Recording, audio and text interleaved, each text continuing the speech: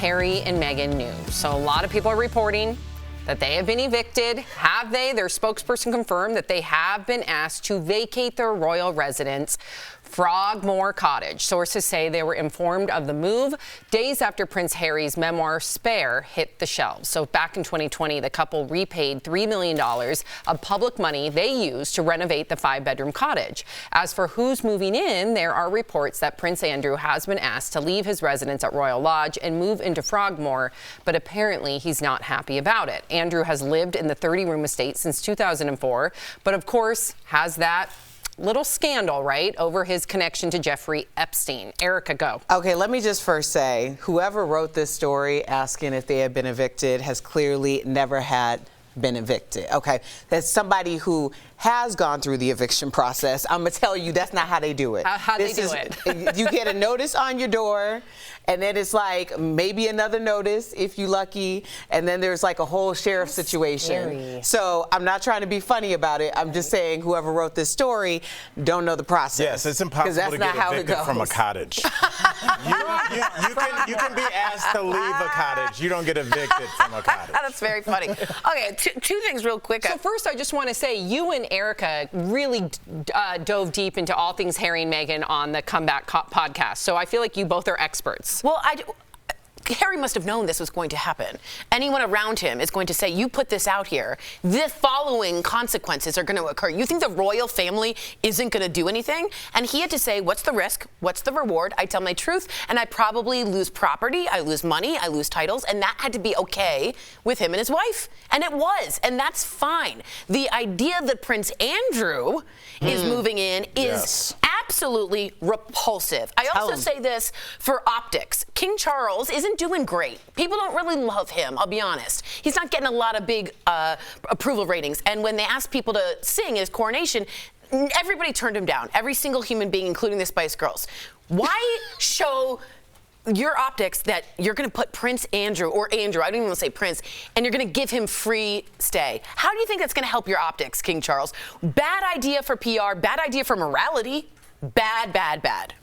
Well, because essentially, I'm just watching Jeff's face. She's like, bad, bad, bad. And then Jeff went, like, he nodded his head to bad, bad, bad. Yeah, you know, I think that this wasn't a surprise to Harry or Meghan that this was going to happen. I think, as Tori's right, it was a calculated risk, so to speak. But also, they don't want to go back there.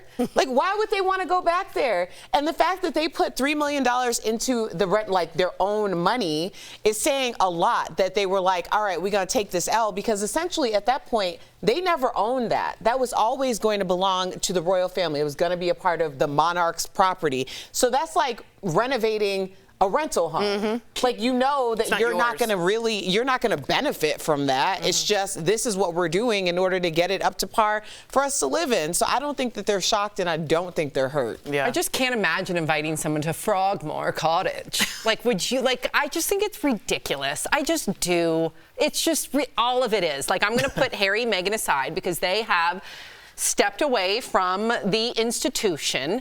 But I think the whole institution in general is just ridiculous. Yeah, it's kind of funny how the institution turned their back, and the British people, on Harry and Meghan, but Prince Andrew's still getting hooked up. What right? the It's like heck? The whole Jeffrey Epstein thing and the alleged island and the alleged 30 big name people that might or might not have been there, and how everyone was just like, that's been done. Let's just let that rest. Yeah. It's like blows my mind. Let's give him Frogmore College or whatever the hell it is. You know, it just baffles me. I'll never understand. Like, every time Jeffrey Epstein comes up, I'm like, we're over it. And Nobody cares he died anymore. and we're okay. It's fine. Right. Let's hook up that guy. And Jeff, you're leaving off one little thing. He didn't want to move in. They were like, you get to move in this cottage, and he's like mad about it. I'm like, you should be in jail. Yeah, totally. I can't believe. Yeah. I don't know. It just baffles me. I know it's all conspiracy. Yes. But He doesn't sweat, though. Remember the Falcons? The war in the Falcons? Right. Wow. All right, let's talk about rapper Drake, because he has some regrets over calling out his ex-girlfriend in some of his songs. In a conversation with fellow rapper Lil Yachty, Drake said he never thought about the consequences. Watch. The lyrics are never with ill intent, but like, I had somebody one time be like, you know, it's not necessarily what you're saying about me, it's the fact that you said it. What does that mean? Like, just in the sense of, like, you don't know what it does to me. Like, you don't know who my boyfriend is at the time, or you don't know who, like, what my family knows and doesn't know, you know, and if you express, like, any form of discontent for me in a song and call me by name, then all of a sudden, like, I'm left to kind of, like, pick up the pieces in my own life that I've, like, tried to build up for myself. That's a great point. It made me think when he was talking, I don't know why, it made me think of you in the Big Brother house. When you went in there, because how many people were watching Big Brother? Millions. When you went in there, did you consciously say, I'm not going to bring up anyone's names? Oh, that's a good question. In a way, I did. Yeah, in a way, I didn't want to put people out there, right? So that is interesting, because that's very interesting, actually, because you do consciously think about that. But I think in real life, we don't consciously think about those things, right? Maybe because of our status, we think about different things. I feel like people with great wealth and have everything at their fingertips, they start worrying about the little things in their life, right? And they always tell the average person, it's the small things that make you happy. And we don't focus on that. And I think when you have everything you want in life, you start saying, you know what, that guy Pete, I was a real jerk to that guy, you know? And I think your mind starts going there a little bit. So it's a little bit of reverse psychology. I just wonder if Drake is perpetually hurt, because he seems perpetually or it's that.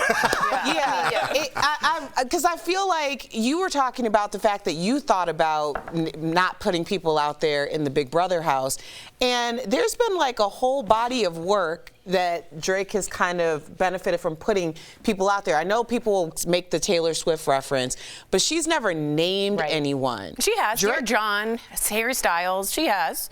But like, is she saying this is what specifically what they did, or because Drake every time is like, it was Keisha. Keisha did it. Keisha did it. Styles is also a major figure as well. Right. And so is John Mayer. Yeah, and you're like, well, and then everyone's like, well, who's Keisha? Right. Now, like, who's Keisha related to? Where does Keisha live? Is Keisha still feeling Drake? What about Keisha? Right. And Keisha's just like at her job. She's a baker. And all of a sudden, it's like, oh, you've been named in the song. I could see even with the Serena thing, who's a public figure, calling her husband a groupie.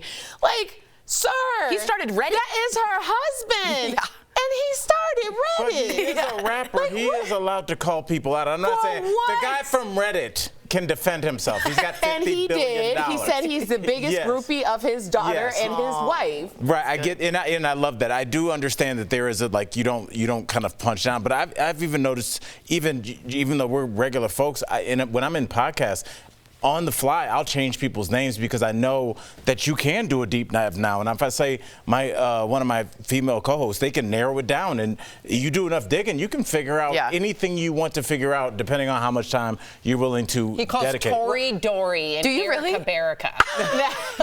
on their podcast, Dying for Likes, they only use first names. That's good. Right. I'm a Dying for Life liker. Yes, Erica, we love you. We appreciate you.